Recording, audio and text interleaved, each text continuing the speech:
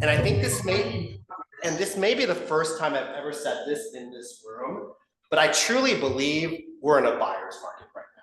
If you are looking to buy multifamily right now, I think truly for the first time, it's your market. And when I say that, it's because buyers have more control than ever before. There's been a lot of churn in the market. We all know about high interest rates. We all know, a lot of us who are property managers, quite a few property managers in this room. And we've been dealing with a lot of regulatory issues, right? Particularly here in Los Angeles. We're dealing with lots of changes in the rent control regimes, whether you're in the city of LA, you're in West Hollywood, you're in Santa Monica, like I can go on and on and on. Like more and more municipalities are adding different types of rent control. It's become so difficult because not only you have to know your city's rent control, which is constantly changing, then you have to know the county rent control, what county you're in, and then the state also comes in. So you have 3 levels of rent control that you have to know what's going on. And I'm also really heartened to see so many agents in the room, other real estate professionals. So I don't see her on here, but I invited this person on. I got a cold call yesterday, just out of the blue. And this person called me and was like, hi, do you work in multifamily? I'm like, yes. She's like, okay, I was in escrow on a triplex and I was working with this agent. And she said, like, the agent had no idea what they were doing, like, didn't get leases, didn't get estoppels. She herself, the client, had to call LA Housing Authority. And the housing authority was like, oh, this property has been in violation since 2013. Okay? So she was about to buy a triplex that had lots of problems, lots of potential issues. Her agent didn't know any of this stuff. And that's why it's so important to come to these things, I think, because the environment is constantly evolving, right? If you don't know, what you don't know, right? And you can get yourself into a lot of trouble if you don't know what's happening. And so that's why we hold these as often as we can, is because, as Anthony said, we're constantly learning ourselves. Like when the regulatory environment is changing as much as it is out there, like you need to know what's happening on a weekly basis at least, you know. So I'm really happy to see everybody here. This is an opportunity for people to, we always have a great speaker. I think today's topic is fantastic about real estate partnerships. I'm in real estate partnerships myself. I own on my own, I own in real estate partnerships, I own in syndications. Like, I think it's important to understand the rules of these things, you know, because if you don't, once again, you could find yourself in big trouble. Some of these things are great if they're done right, but if they're not done right, you can literally find yourself in a lawsuit, okay? So I think it's very, very important that, you know, we understand these things. Now, I always take a little bit of an opportunity here to talk about some of the things we have that are on the market, some of the listings we have on the market that are multifamily. And then I also take the opportunity to talk about stuff that's not on the market yet. So I always take this opportunity to talk about stuff that's off market, so you guys get a first chance to see it. We also do deals in the room. People bring in their deals and talk about like what off market properties they have, and if anybody has any needs. People can talk about that as well. All right. So I'm going to share my screen,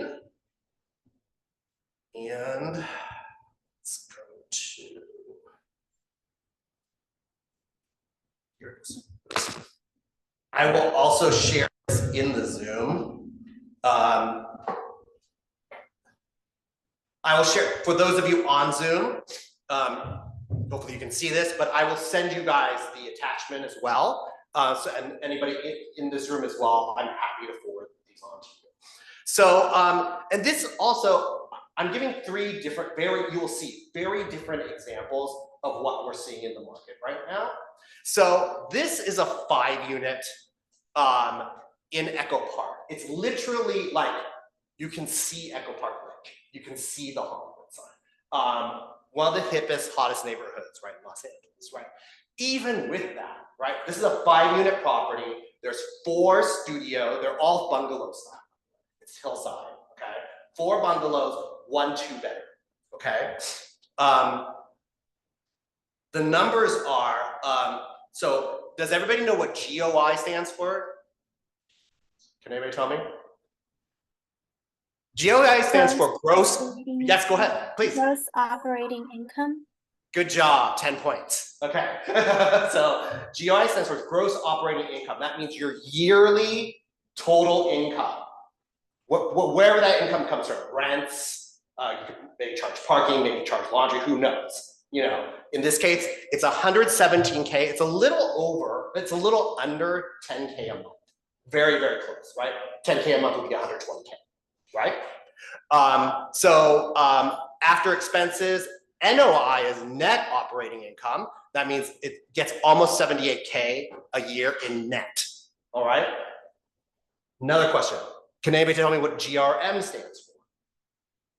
Gross rent multiplier. Thank you. Gross rent multiplier, 10 points for you. Okay. What does gross rent multiplier mean? That's the value divided by the total income? It's the price of the property divided by the annual income, the gross income. Okay, so the gross income being 117,636. If you divided 1595, which is the list price, divided by 117,636, you would get that number, 13.56. Okay? Can anybody tell me what the cap rate is? Yes, go ahead, Brian. Me again? The formula is the net operating income divided by the price. Correct. The net operating income divided by the price. Okay. In this case, it's a 4.9. You can also kind of assume that that's your rate of return. Okay. So it's right under a 5. Does anybody know what pro forma means? GRM pro forma. What does that mean? Pro forma means market. So if these units were all at market rent, okay, that GRM would go from a 13.56, meaning 13.56 is how many years it takes you to make your investment back. If you think about it. Okay. If it's at market, it goes down from 13.5 years to 9 years. Okay. Your current cap rate, your current rate of return is 4.9%, but if it's at market, it's at 8.6. Okay. So, and yet, I don't know if you saw earlier, I said price improvement. Okay. We actually had to cut this 100K. Okay. Why is that? Because we're in a buyer's market. That's what's happening. You're seeing properties stay on the market longer, and you're seeing price cuts in multifamily all throughout Los Angeles. I think any multifamily broker will tell you that right now, if you're a buyer, you have a lot of control. Okay, something to think about as you're going forward. By the way, Zoe Schulman will be doing the title on this. So, Zoe, I don't see hands. Oh, there's the hands. I see the hands. All right. Now, let's go to a completely different type of multifamily opportunity. So this is a fixer, okay? It is a triplex in Boyle Heights, which is in East Los Angeles. 2 of the 3 units are being delivered vacant, okay? There's a 1-bedroom that's vacant. There's a 2-bedroom that's vacant. There's a 3-bedroom that has a tenant inside, okay?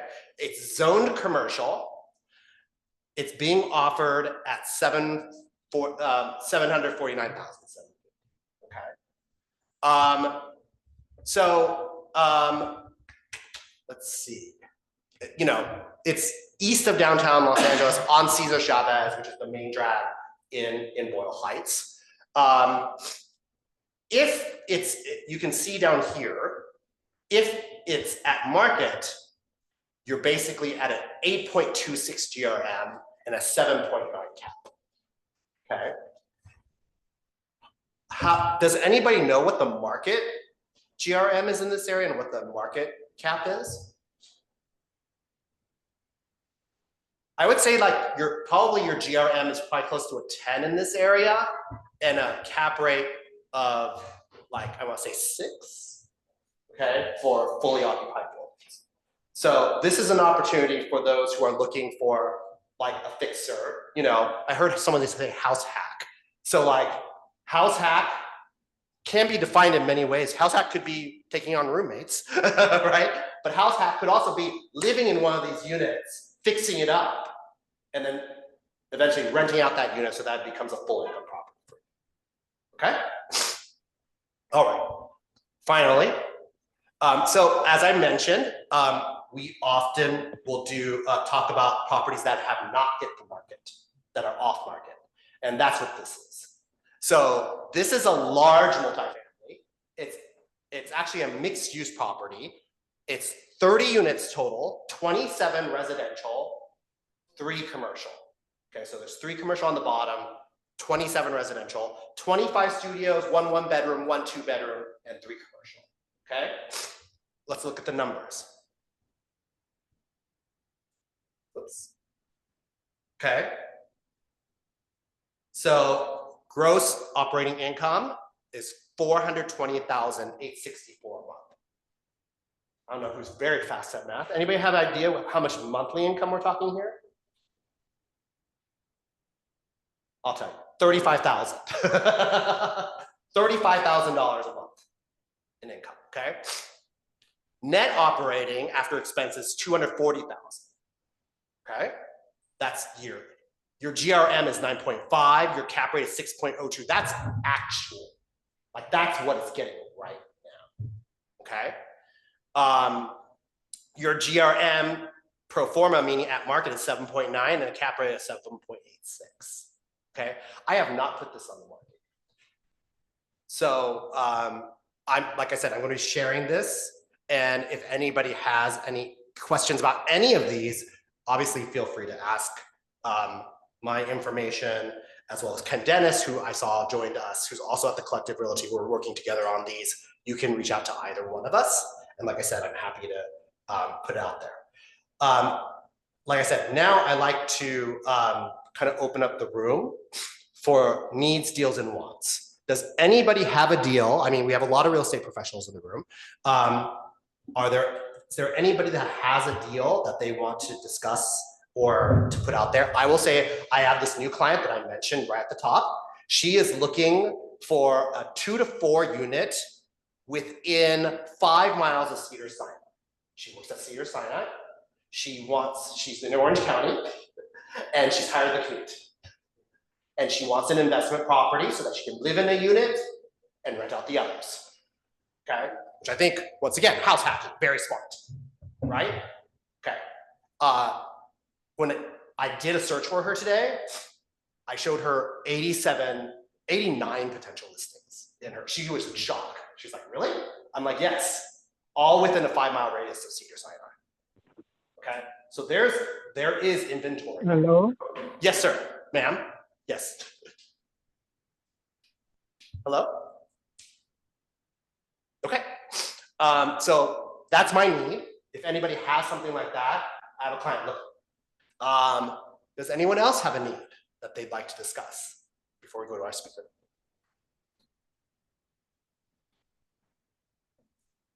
Really? We have a room full of people who don't have needs? You guys are all satisfied? I can mention. Okay, please. Thank you. Hey guys, my name's Brian. I'm an agent here.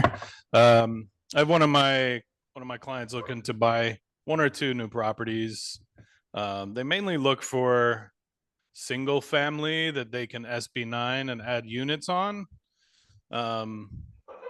But like duplexes and triplex also.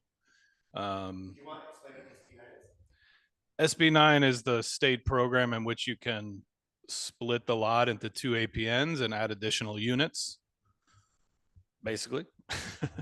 So yeah, if let's say you have a single family lot that has 1 ADU on it, and it has enough lot space, you can split it into 2, and then you can have 4 total units. You can have 2 main units and 2 ADUs, basically. So mostly they're looking like East LA-ish, from downtown all the way maybe down 5 miles east of the 110. Thank you, Brian. Anyone else in person or online? Really? I'm a little shocked. Yeah, is everybody shy? Are y'all asleep on there? Okay, well, we'll leave it at that. Thanks for your time. And I'm gonna let Anthony introduce our speaker. All right.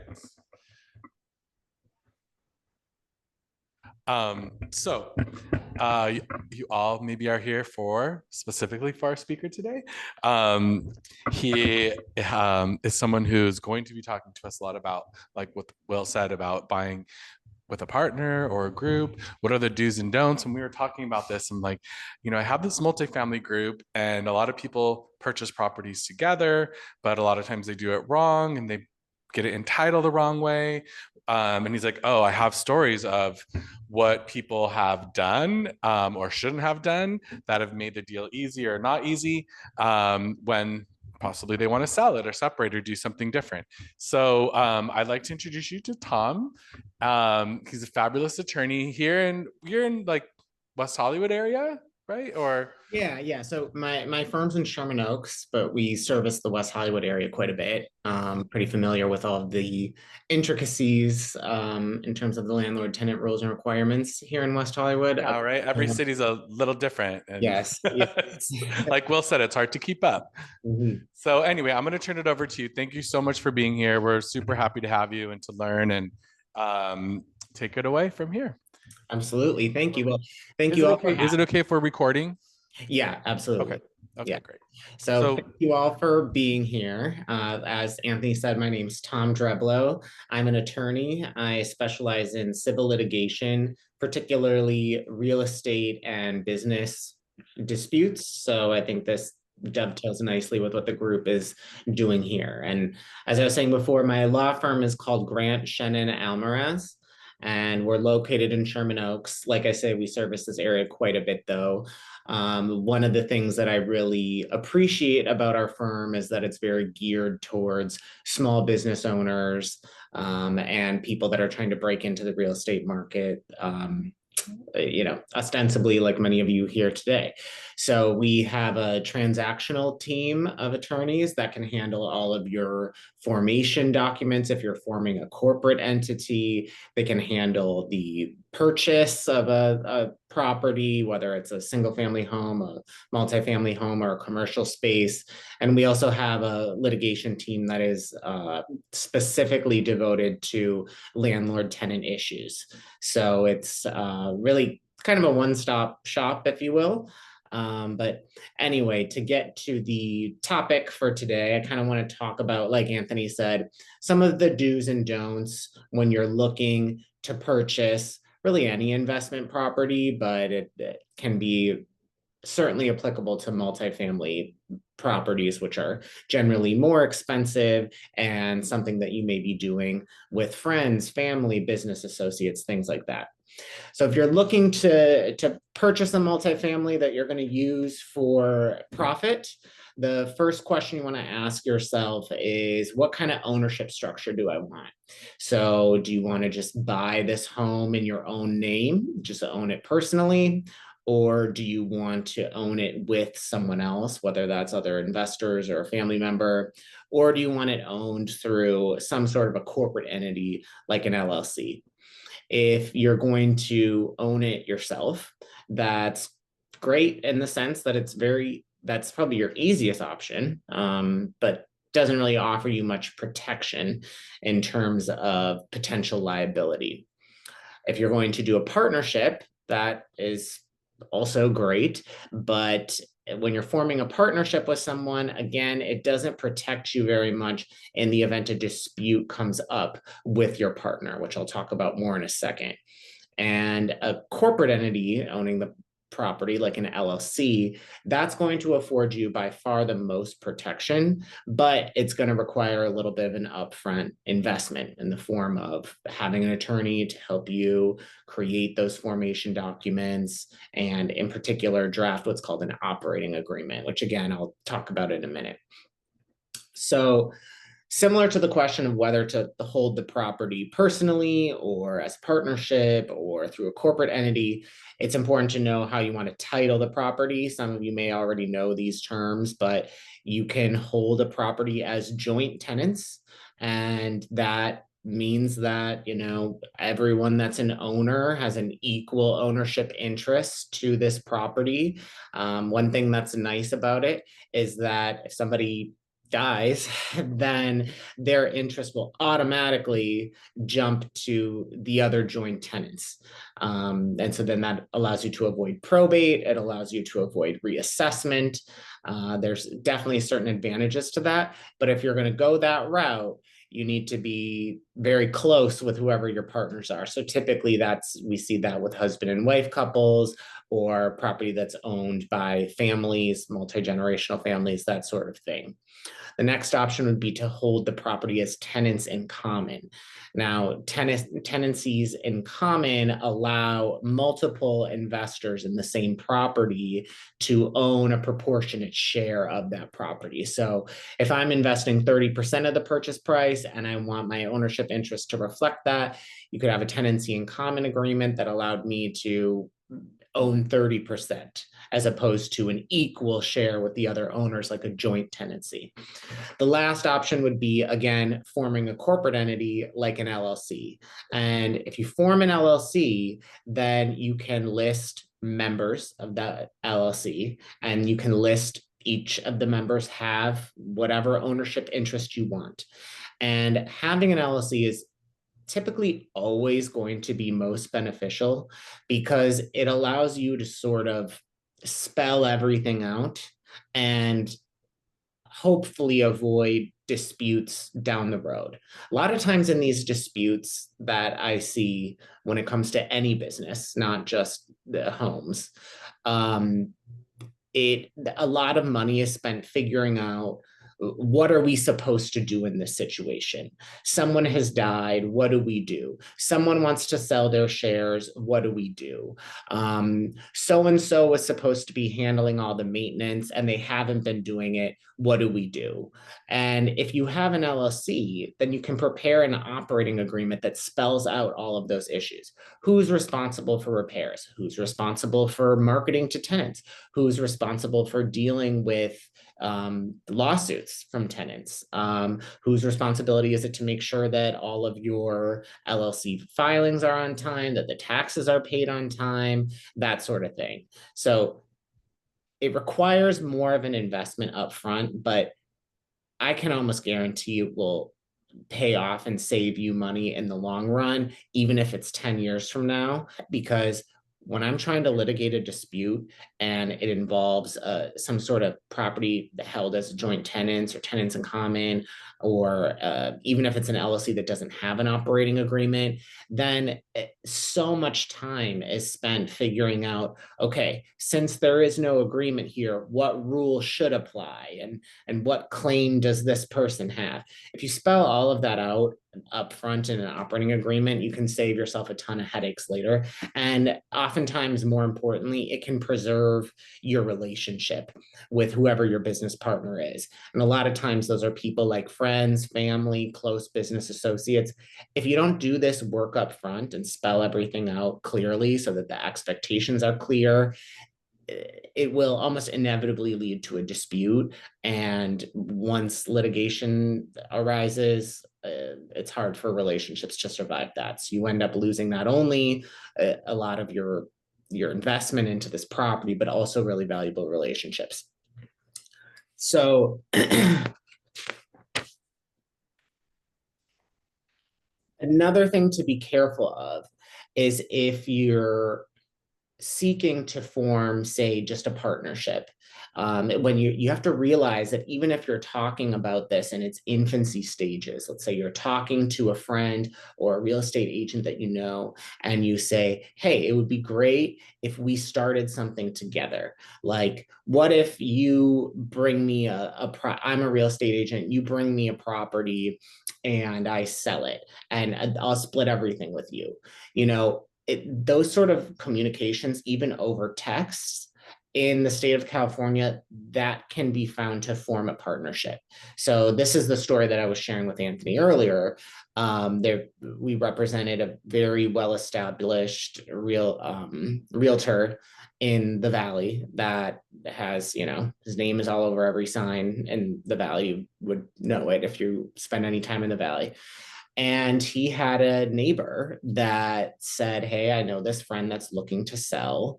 Would you want to partner with me on it? Like, I'll bring her to you and we'll partner on this. And he said, yeah, that'd be great. Like, I'd love to meet your friend. I'd love to check out the potential listing, that sort of thing. 2 years later, the property sells, and this neighbor sued him for half of the proceeds, saying that text message exchange created a partnership. And while that theory was tenuous, it was enough to force this person to offer a settlement agreement just to make the litigation go away. Because, like I say, in the state of California, it is that simple to form a partnership. If there's an agreement with a clear purpose, like, let's try to sell this house together, and there's any sort of statement about a division of profits, like, we'll split it or I'll give you a cut, that can be enough to form a partnership.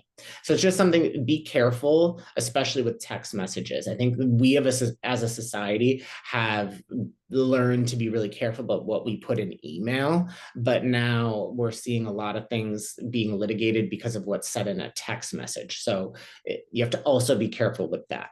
So another thing that you want to consider in your operating agreement, if you go that route, is dispute resolution, because as I keep saying here, disputes tend to arise with these sorts of business ventures. And so if you have an operating agreement, you can spell out exactly what happens in the event of a dispute. So you can say what court you're going to go to, what jurisdiction you're going to be in, and you can create barriers to people to prevent them from just being able to rush into court and file a lawsuit against you. So you can add a requirement that all the parties to this agreement need to agree to mediate the dispute. Mediation meaning we go before a neutral third party, a lot of times a retired judge, and then that person looks at all of our facts, evidence, and law, and then gives us a recommendation of how we could resolve this dispute. Or you can say we need to arbitrate, which again is typically a neutral third party that's a retired judge, and it's kind of a quasi judicial proceeding. It looks like a court and it acts like a court, but it's private as opposed to a public courthouse. And that can allow you to get dispute resolution much quicker because you're not at the mercy of the public court's schedule.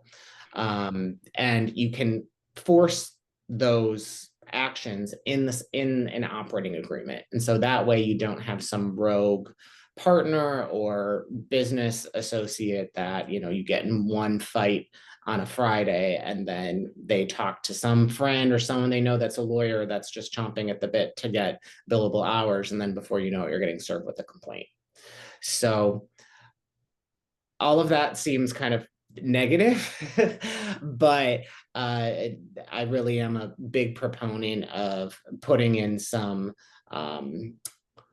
thought and money into setting up whatever your business is at the outset so that you don't end up spending money on litigation in the future. So I know that's a lot of information in a short amount of time. Does anyone have any questions for me?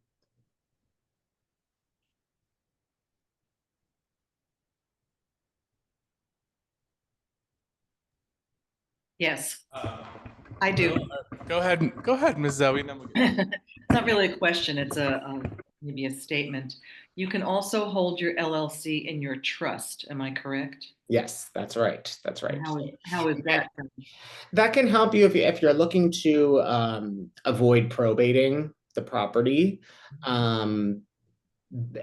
You know, having a trust set up is a lot of times very beneficial in terms of protecting your assets and things like that. The LLC itself will protect you, the individual property owner, from personal liability. If, say, you own the property and let's say, you know, a pipe bursts and that causes all the properties downhill from you to become flooded or something like that. Those people that were damaged would only be able to sue the LLC, not you personally, assuming that the LLC is legitimate. And the factors that we look at to see if an LLC is legitimate are, have you kept up with your Secretary of State filings? Do you hold regular meetings? Do you keep minutes from those meetings? Is the LLC adequately funded? And is it a business? So those are really the only things that you look at for LLC protection. That having it in a trust can add another level of protection, but That's for your heirs to help with, you know. exactly, it's a way to avoid probate. Right. And then I have another question. Does it matter what state the LLC is filed in? Because I know that different states have different laws. Yeah. So if it's going to be a home that's owned in California, it makes most sense for it to be a California LLC. A lot of times people will want to file things in the state of Delaware because Delaware has laws that are really, well, not laws, but has courts that are very knowledgeable when it comes to business disputes. But again, that judge in Delaware might be kind of looking at you a little bit sideways if you're filing a lawsuit based on some multifamily, an LLC that has a single asset, which is a multifamily home located in California. So even if you have paid Delaware to incorporate there and do all of that, you still have to remember that judges at the end of the day are just people and they're busy. And so if you're the judge and you have to litigate this dispute based off of some property in, I don't know, Temecula, you're already going to be predisposed against the case because it seems like you're sort of gaming the system, kind of using the Delaware laws when they're not necessarily suited for the business. Okay, thank you. Thank you. Hi, Tom. Thank you so much. I love this topic because I've seen so many situations where things have gone sideways, specifically in this area. And I can think of a couple real life examples. We recently had a listing in Echo Park as well, where there were 15 family members. And one person was living on the property. They were supposed to take care of it. They passed away. Then the next family member didn't really step up. And so they came to us to sell it, but like there's 15 sellers, right? So you're dealing, you know, and there's no paperwork, right? This had been inherited from the parents and they just never did it. So I think it's just a really good reminder that no matter who you're in business with, including if it's with family, it needs to be, I think, in some type of, you know, partnership agreement. Even in my own properties for my own portfolio with my family, they're all in LLCs, you know, just for the liability and as well as to make clear like who's responsible for what. It's a great point, and I would argue that it's even more important when you're dealing with family or friends, because then you have this whole emotional layer to it. We had a case that it was 3 brothers that owned 2 multifamily properties.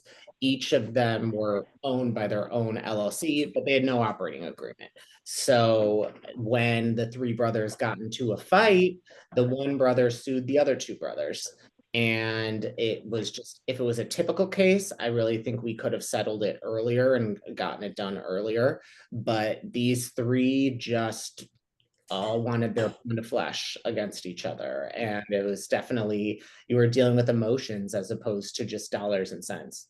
And these were people that never thought they were going to have conflict. I mean, it was two brothers that had a much younger brother, and they had sponsored his immigration and all of that. And they lived together for 20 years and all of those things. And all it took was one brother going and getting a girlfriend and, you know, whispering in his ear these things. And all of a sudden it was 2 years of litigation. And it was just very sad. And so to that end, I know that I talked a lot about investing up front, you know, in terms of working with an attorney and getting an operating agreement and making sure that you have the right ownership structure and things like that. It also, it's never really too late. I mean, if you're the situation that you mentioned, if there's a family with 15, you know, that have no operating agreement because it's been in the family for generations, you can still do the operating agreement now. It may be a little bit more difficult, but you can still do it. Yeah, and I mean, just imagine as the agent, I had to get 15 signatures on that listing agreement. I had to get 15 signatures for every document in escrow. Do you know how many documents there are in escrow? You know, so it's a lot. A lot of signature addendums. Yes, a lot of signature addendums. Tony has a question in the chat. Tom, what's the best approach to stay anonymous since LLC and Corp docs are available on the SOS website? So that's a good question, and it's something that's becoming more and more difficult. So typically, if you create an LLC, the owners remain anonymous. Typically, that's how things work. As of last year, California passed a law that requires every LLC to file, along with its annual statement of information, a list of everyone that has an ownership interest in the LLC. So it makes it a lot more difficult to remain anonymous.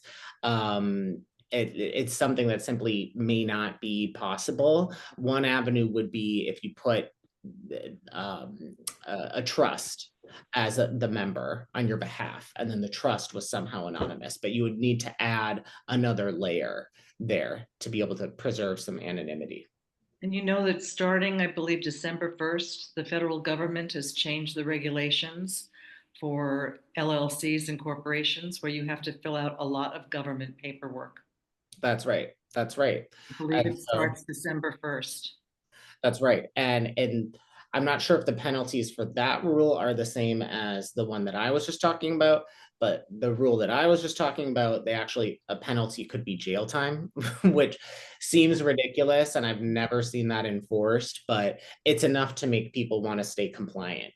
And in this day and age, it seems like everybody has an LLC. So it's just something to be aware of, that those requirements for your LLCs are real, and it's not worth it to just blow them off. And not to keep plugging my office, but the transactional team at my office will take care of all that paperwork for a flat rate annually, and then you don't have to worry about it.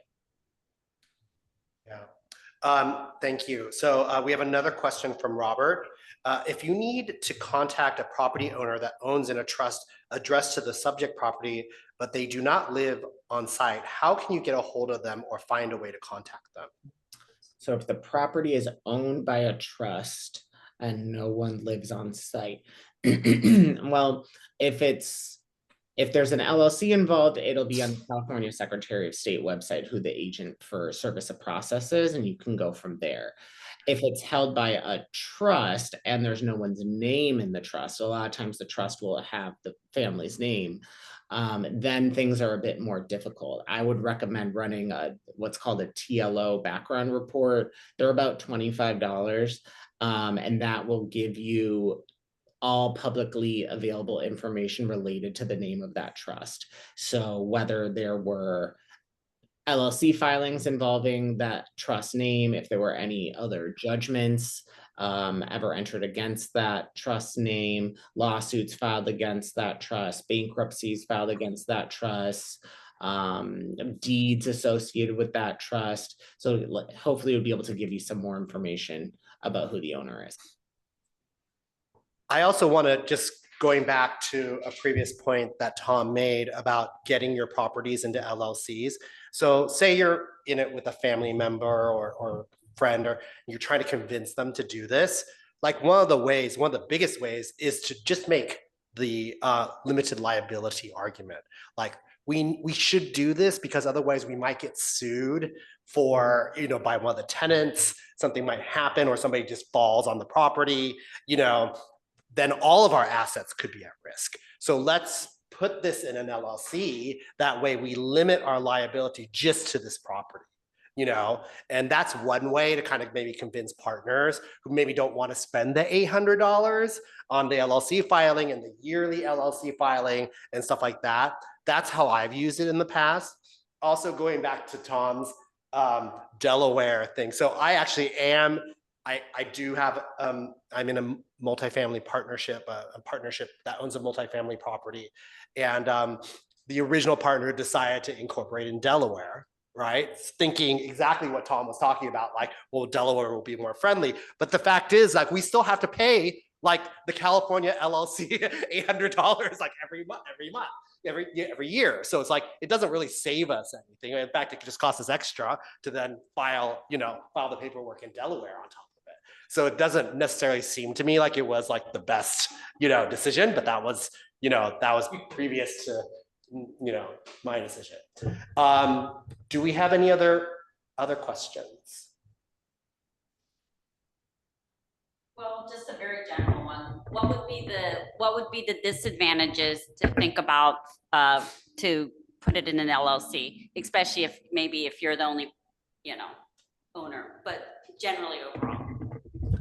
Yeah, so I mean, the cost up front is something to consider. The ongoing obligations are really the only con, if that's how we're putting it, to having an LLC. Like I kind of touched on earlier, just forming the LLC and then never acknowledging it ever again isn't going to give you much protection, because someone that's looking to sue you is going to say that LLC is just a sham. It's your alter ego.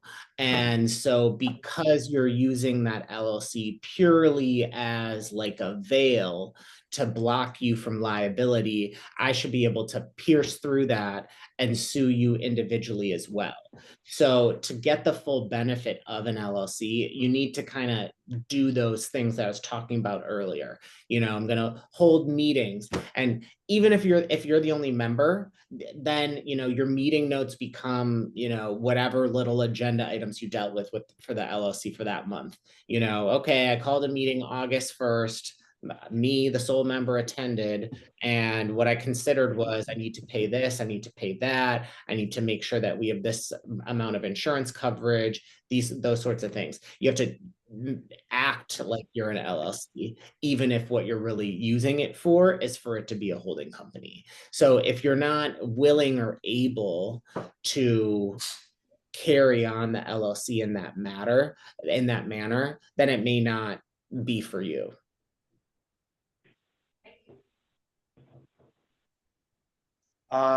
We have another question from Pac. When you're considering partnering with others, what topics should you agree upon for the operating agreement that people don't normally think of? Well, number one, like I already said, is dispute resolution. People don't often think about, hey, I want to put roadblocks up for someone that I'm partnering with, so it's more difficult for them to sue me.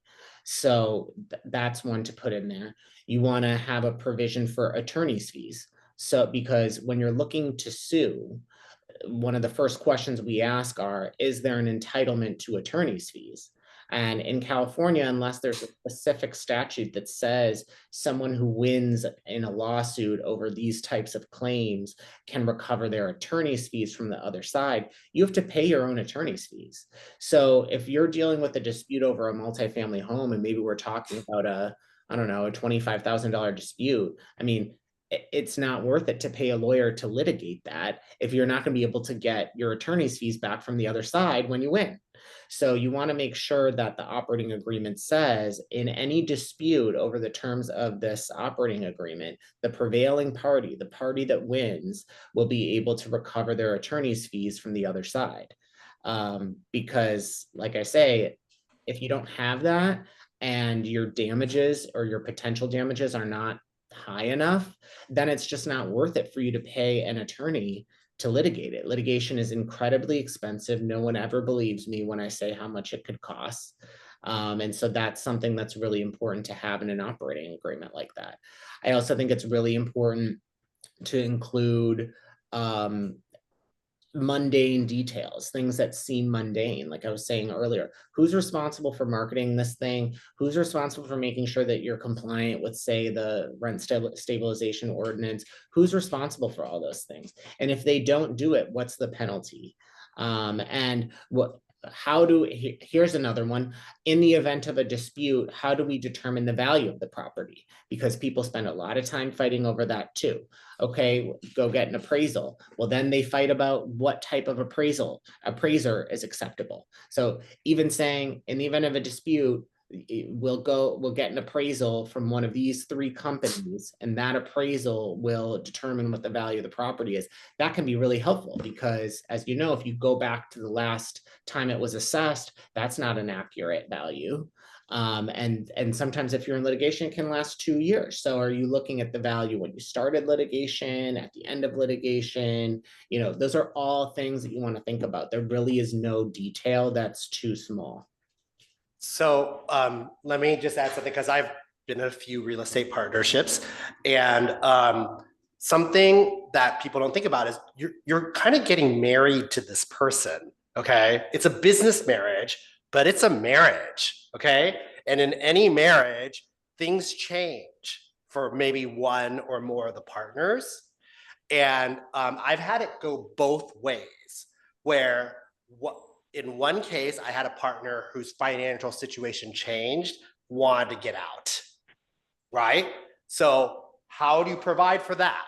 You know, in this case, we had what was called a shotgun arrangement, which is to say, in our paperwork, we were like, one partner had the right to buy out the other partner, okay, for a certain, you know, determined amount, or that partner could sell their shares, you know, their pieces to other people, you know, as long as the original partner agreed to it. Okay, so that's something to consider. And it's happened to me where I've been in a real estate partnership and then I needed the cash, you know, and I wanted to get out, you know, so it can go, you know, oftentimes you're in these real estate partnerships for years, you know, and you never know what can happen in your personal life or in the economy, okay, or in your personal economy. So these are just things, yeah, you don't think about when you get, because when we're all getting in, we're all excited, right? It's very rah-rah, it's very like, this is gonna be awesome, we're all gonna make a ton of money and we're gonna retire, okay? That's what we all hope, okay? But things change throughout the process. And so you just want to think about those things. And that's why you want to give someone like Tom a call. To that end, you raise a really good point. Take your time, because you're not going to be able to think of every conceivable hypothetical that could arise, you know, in one sitting. So even if it takes you a couple of weeks where you're jotting things down, take your time, think about it, talk to other people. And frankly, even if you do call a lawyer, they're not going to know all the intricacies of your life and your particular needs. I mean, I like the analogy of it being like a marriage, because I mean, this is kind of like a prenup. So only you know what your concerns are going to be, and only you know the things that may be more likely to come up in the confines of your particular partnership. So really even if you do get an attorney, I encourage everybody, be involved in the process. You know, I mean, attorneys, we can advise you. That's our job, is to advise you. But that doesn't mean that you should necessarily just totally check out and think, okay, I have an attorney, so they're all handling it, I don't need to deal with it. I mean, the attorney will hopefully still do a good job for you, but you can get an even better product if you're engaged and involved and plugged in.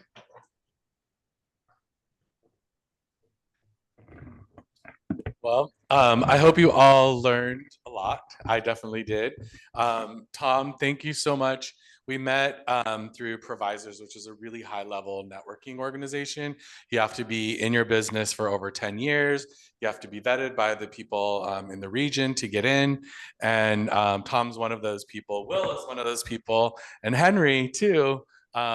is part of this group as well. If anyone ever wants questions about that, I'm happy to tell you it's a great group. But thank you so much, Tom. Really, really appreciate you. Like we said, this is recorded, so it's on our YouTube page. If you just search The Collective Realty on YouTube, you'll find a lot of our past sessions on there. So if you want to learn about 1031 exchanges, or all kinds of things that we've taught about in the past, they'll be on there. So you're welcome to watch those, as well as this one probably will be on there. This one won't be on there until Monday, but it'll be on there next week. So it'll be on there soon. Tom, do you want to put your contact information in the chat? And then that way. Yeah, great idea. Great idea.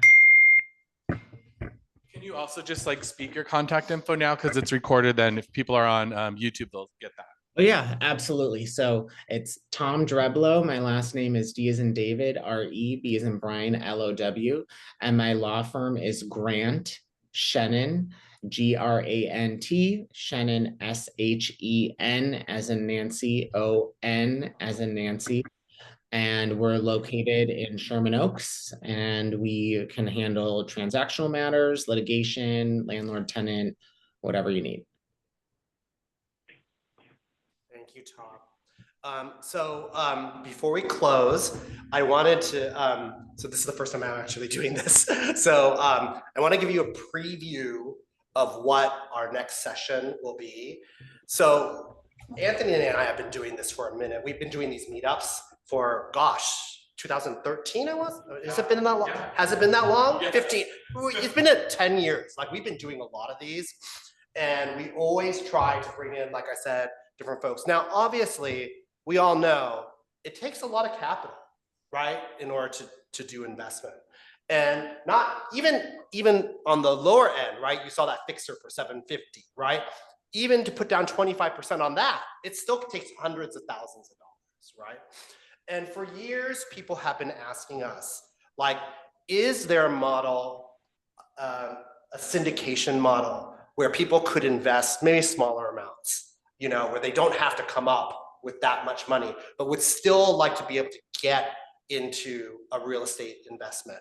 And so we're really excited because we finally have that vehicle now. And that's what we're going to be talking about next time at our next meetup. Just a quick preview. I have been working with a partner who specializes in basically bankruptcy sales. And these are properties that he's getting directly from banks. It never goes on the market. And basically, he gets them when the loans go sideways, okay? He's been doing it since the last crisis, since 2008. He took a fund from 25 million to over 500 million, okay? And now he's struck out on his own, and that's how we met. Thank you, Zoe, again, for that introduction. And I've looked at his numbers, and they blow me away. Like, I was just like in shock. I went through every deal, and I ran through every number, and I just had to make sure for myself what I was looking at. And his lowest return on an annual basis was 25% on the lowest end. So I'm actually in the process of selling a lot of my properties to put into this. That's how much I'm seeing in this, because it's basically an arbitrage market. He's basically buying stuff at 60 to 70 cents on the dollar.